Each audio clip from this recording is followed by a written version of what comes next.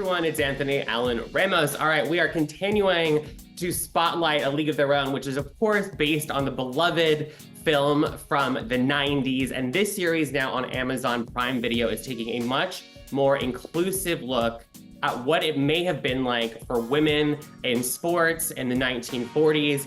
The series is also including a lot of other characters, including transgender people, gender non-conforming characters, including one character named Bert Hart, played by Lea Robinson, who I'm so excited to be chatting with right now. Lea, how are you? I'm doing great. Fantastic. Thank you so much. It's good to be here. Absolutely. Well, congratulations on this series. It must feel pretty good to be a part of this beloved, I talked about the film in the introduction. People are so passionate about the film, and now you get to be a part of this much more inclusive telling. How good does that feel? That feels amazing. It feels amazing. It's one of my all-time favorite films in the world. To be a part of something that takes us a little bit deeper into some of those stories that I've always been really curious about is just an opportunity of a lifetime. It's been fantastic.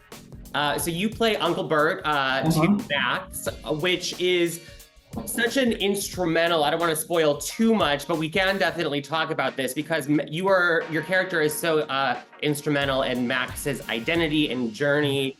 What did it mean for you to get to not only be a part of telling the Black story, which we didn't see in the film, but also the transgender non-conforming identity of people? Yeah, you know what? I feel emotional when I talk about it. It was so important. Uncle Bertie's existence in this piece is just so powerful.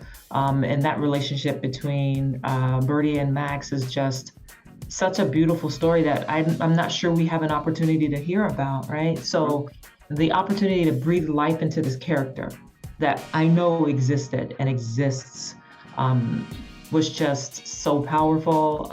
It was humbling. It was an honor to do it. And it was just really fun too. It was fun to step into this role and to exist with this relationship, especially with Max and the other relationships that Bertie was in. But it just felt really like an honor to be able to tell a story that we haven't had a chance to hear yet. How did you prepare for playing Bert? Did you look into what it may have been like, to be someone who was trans or gender nonconforming back in the 1940s? Absolutely. I did a lot of research, and I actually have this book that I picked up that I did a lot of research with this book. It's called Black on Both Sides, A Racial History of Trans Identity. And this is the work that I do anyway in the world. I've worked with students, I've worked on college campuses to raise awareness and to create safer, braver, more inclusive spaces. So this has been on my reading list for a while. And when I got this role, it was just like, you know what, this is an important time to do this, right? So I picked that book up. I picked up a lot of different books that I read and just accounts of what it was like. And with that and my own connection to Bertie and, the script and the idea that the writers and the creators had with Bertie, with all of that, it was just creating this voice and bringing this person to life. It wasn't a stretch, to think about, myself as a trans, non-binary Black person navigating the world. It wasn't a stretch to kind of have an idea of the fear, you know what I'm saying, to walk and to be in your shoes. Also the joy that comes from those moments of, specifically with Bertie, having this relationship with Max and Max coming back into Bertie's life and being a part of Bertie's community. Also Bertie's relationship with Gracie and all the love and joy that Bertie was experiencing. It wasn't a stretch to be able to, pull on some of the ideas that I had myself that I had also experienced to breathe life into this character. So yes, I did do quite a bit of research, and that just really did fuel this idea of what it was like for Bertie when Bertie put those beautiful suits on and walked down the street, what it was like for Bertie. And also, the intersecting identities of being Black and being gender nonconforming, non-binary, trans, being Black during that era as well, right? Like what were these moments like for Bertie being a part of the Black community, and relying on the Black community for some of those comforts and connection, and these are my people. And also, Anna, I also exist in a different way that sometimes can keep me from having access to something that's so important, like culture and community, right? Yeah. Thank you. It's so well said. And you mentioned the work that you do. Tell us about that, because I know you have obviously a background in sports, and then you really, in addition to acting, you have been in the activist space for a long time, doing a lot of good work, like you said, across campuses. Tell us a little bit about that. Yeah, totally. So I spent time in athletics. I went to college on an athletic scholarship. I knew when I was younger that was the way. That was how I was going to get to go to college, was to become this. I was really talented, become this great athlete, get a scholarship, go to college. Did that, started coaching right afterwards. That's the path that I wanted to take, was coaching. During that time, I also came out of the closet. I recognized, like it was a time for me. I knew that I was different, for lack of a better way to put it.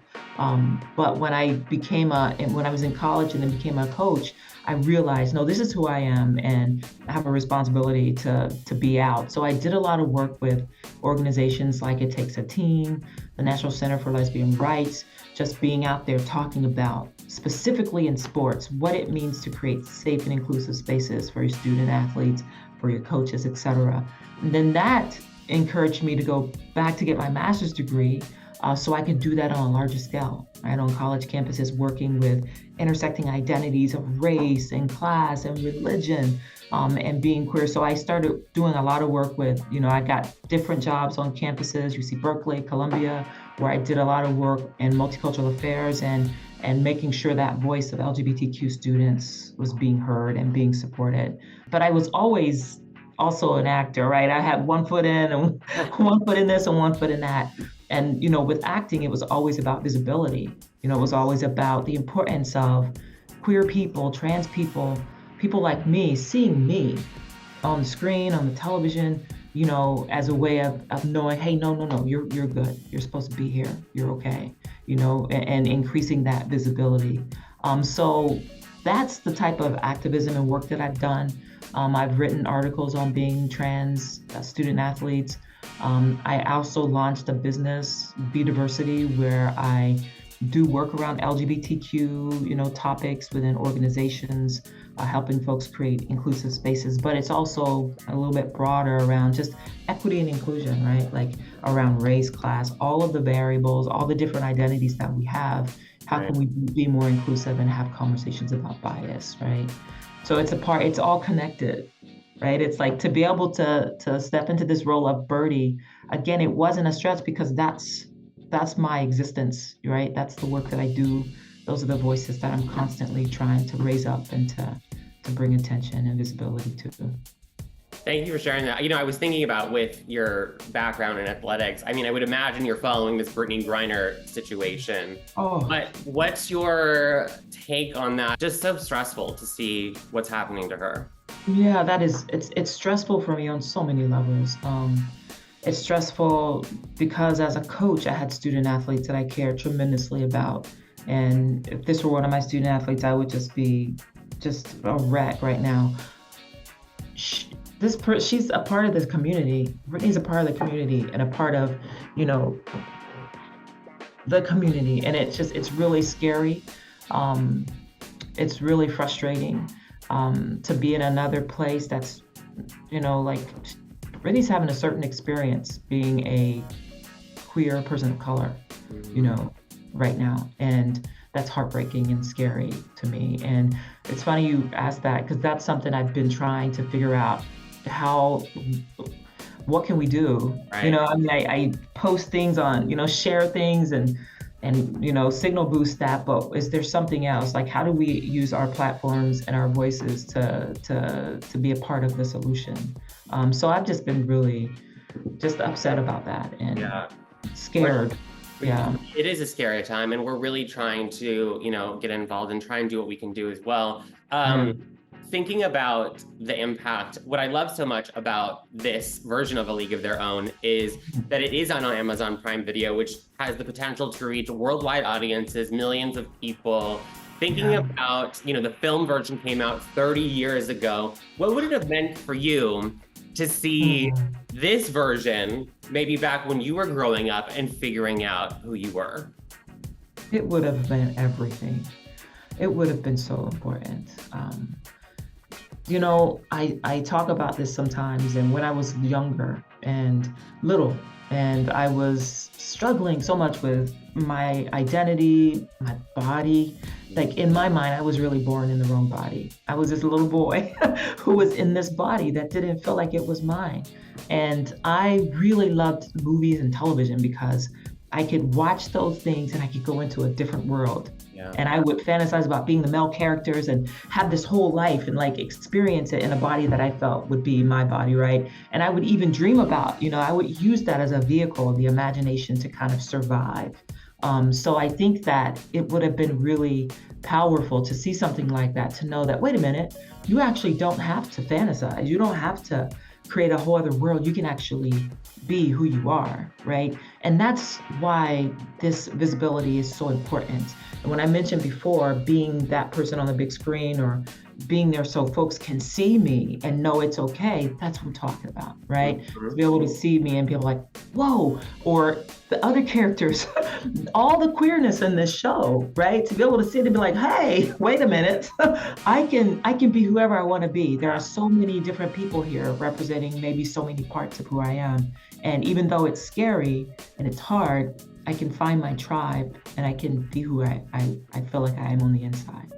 Yeah, so it would have been really incredibly important. You know, I managed to survive and do what I needed to do to find to find what I needed to find. And it would have been a little bit easier maybe. You know? And that's what it's all about. And that's why, you know, at GLAAD, we're doing so much work to make sure that there are these stories in media and film, television, and beyond. And, you know, we're so excited that this series is now available. And just a reminder, everyone, you can catch all 8 episodes of A League of Their Own right now on Amazon Prime Video. It is a great series. And Lee, congratulations to you. I'm so excited that you got to be a part of this. And thank you so much for sharing today. And hopefully we'll get to see you in person really soon. Fantastic. Thank you so much. Great to be here and so excited and grateful. Thank you.